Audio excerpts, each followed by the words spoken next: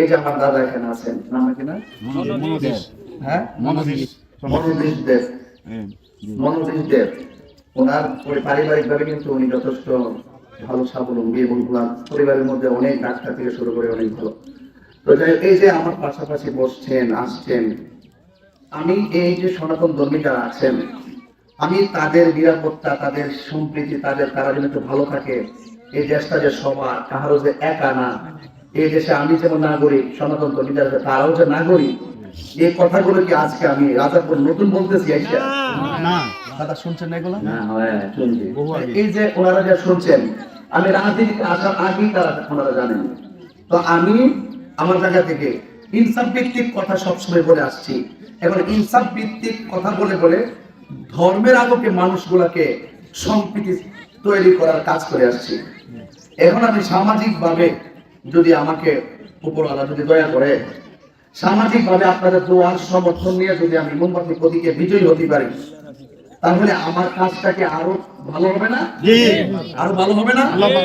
এখানে আমি দাঁড়ায় কথা বললে কি আইন হবে? সংসদে দাঁড়িয়ে কথা বলে আইন হবে। আমি বলবো মাথায় যেমন ভাঙা যাবে না, মন্দিরও ভাঙা যাবে না। কথা কোন ঠিক নেই? তাহলে এই দেশের নাগরিক যার যার ধর্ম সে স্বাধীনভাবে পালন করবে। আমার দেশের মধ্যে অনেক প্রতিহিংসা আছে, এই প্রতিহিংসার রাজনীতি বন্ধ করতে হবে। আমার মা বোনদের আত্মমর্যাদা আছে, তাদের মর্যাদা রক্ষা করা, সুরক্ষা করা, এবং তাদের মা বোনদের যে ইজ্জত, মা বোনদের যে মূল্যবোধ, এই মূল্যবোধ সমাজে প্রতিষ্ঠা করা।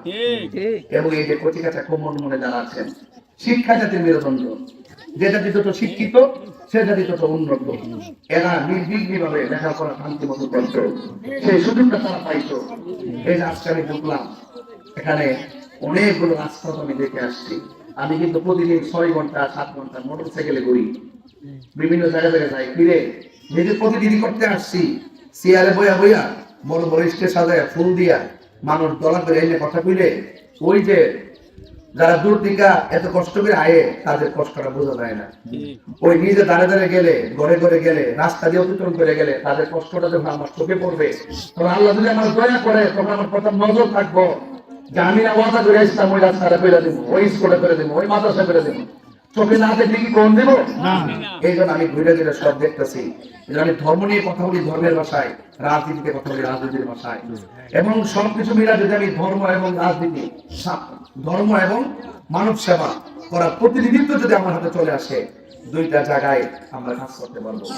হিন্দু মন্দিরে যাবে, মুসলিম গড়ায় যাবে, খ্রিস্টান গির্জায় যাবে, মুসলমান মসজিদে যাবে, যার যার ধর্ম পালন করবে, আমরা আমার ধর্ম পালন করবো। কথা কি ঠিক আছে কিনা? এবং এই রাস্তার উন্নয়নের কথা আমাকে বলবেন কেন? আর আমি যেমন একজন ব্যক্তি, আমি যে 22 বছর বাস করেছি, আপনাকে কখনো আমার দ্বারা কষ্ট হয়েছে? আমি কোনো অহংকার করে কথা বলছি? আমি মনে করি যে আপনিও মানুষ, আমিও মানুষ। আপনাকে আল্লাহ সুযোগ দিচ্ছে একটা করার, আমাকে সুযোগ দিচ্ছে আরেকটা করার। এখানে অহংকারের কোনো জায়গা নাই, টাকার ভরায় থাকবো না। এই জন্য আমি আপনাদের কাছে অনুরোধ করবো, মা বোনদের কাছে বলবো, বিশেষ করে মা, আমি যখন কবরের আলোচনা করি আপনারা চোখের পানি ফেলায় কাঁদেন, আমি যখন মায়ের ওয়াজ করি আপনারা চোখের পানি ফেলায় কাঁদেন, আমি যখন কারবালার ওয়াজ করি আপনারা চোখের পানি ফেলায় কাঁদেন, আমরাও কাঁদি। এই মানুষরা আজকে আপনার কাছে কেন আছে, এই জিনিসটা বুঝতেই হবে। বর্তমান দেশের যে রাজনীতি শুরু হয়েছে, এইভাবে চললে দেশও চলতো না, ধর্ম চলতো না। সঠিক বলতেছি? দেশ বাঁচাই দিব, ধর্ম বাঁচাই দিব, ঠিক আছে কিনা? তো এই জন্য আমরা দেশের হাল ধরতে হবে। যেহেতু সুন্নি জামাত পরীক্ষিত একটি দল, যাদের কাছে দেশ নিরাপদ, অন্যান্য ধর্মের মানুষের নিরাপদ, তো এই মানুষগুলো ক্ষমতায় আসলে রাজনীতি নিয়ে যে প্রতিহিংসা শুরু হয়েছে, এইগুলো সব দূরিব। আর যেহেতু তারা সুন্নি জামাতের যারা আছেন, তারা যেহেতু মাইরে খাওয়ান জানো, 10 টাকা পাইলে 10 টাকা আপনার টাকা আপনারা দিব, ঠিক আছে কিনা? এই জন্য আপনারা এবারের ভোটটা করে ফসা। আমরা বয়স কত? আইলে না বলুন না, বয়স কত? 74 বয়স নেই, 74 বছর নিয়ে জানেন। এই 74 মানুষের মোটা থাকে বলি, 74 বছরে কি আমার বয়স যত হয়েছে, আমি কি 40 বছর আপনার কাছে ভোটে লেগে চাষা আইসিও? তো জীবনে এই 74 বছর তো সবাই ভোট দিচ্ছে, দিচ্ছে না?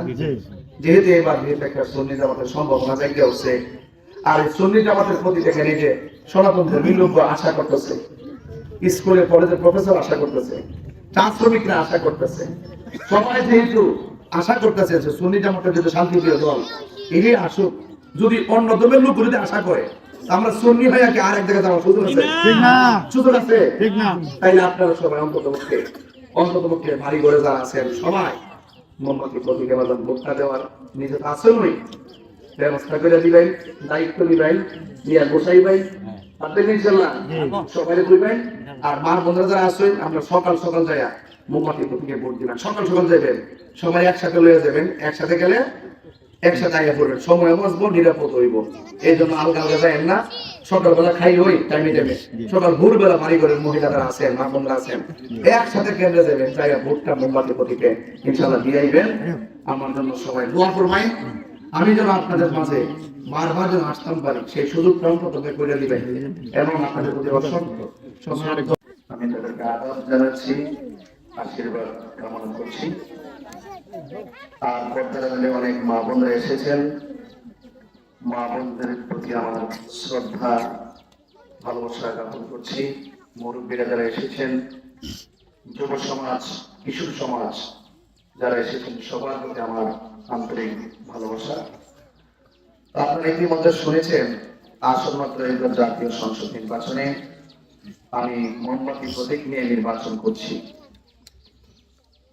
আজকে রাজাপুর আমি এসেছি আপনাদের কাছে সর্বপ্রথম দোয়া নেওয়ার জন্য।